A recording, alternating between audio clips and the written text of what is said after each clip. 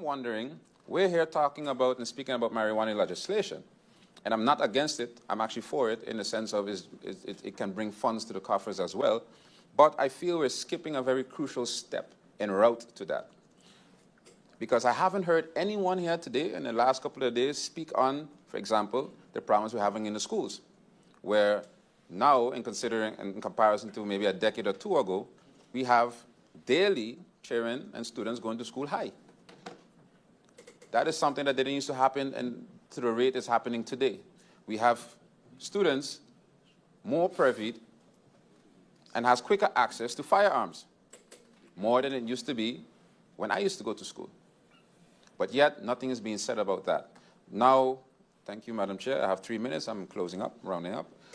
Now we're here speaking about cannabis legislation that's going to further add to that problem. And I was speaking to a person I respect a day or two ago, and the person told me, yes, MP, but the funds that's going to be derived from collected from the cannabis is going to help on the education side of things because we're going to have more money in the coffers.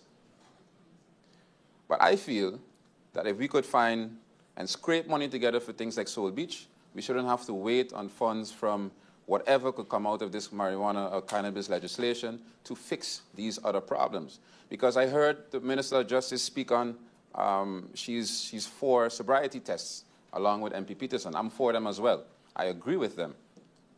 But how are we going to do these sobriety tests? Because I'm sure if the Minister of Justice takes a look or takes an inventory of how many breathalyzers we have, we barely have any, if any, at all, to do these sobriety tests.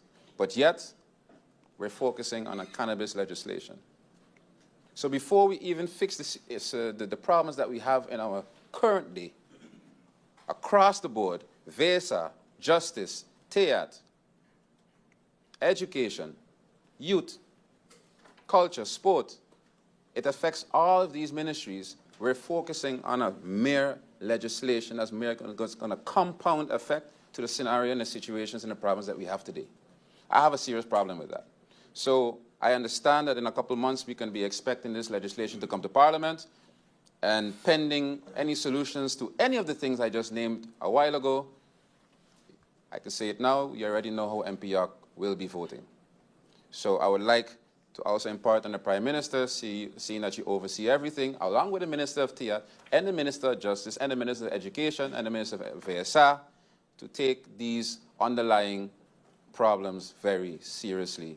Because while we focusing on getting more money, our youth will be the victims of that in some way, shape, form, and fashion if we don't fix those things now.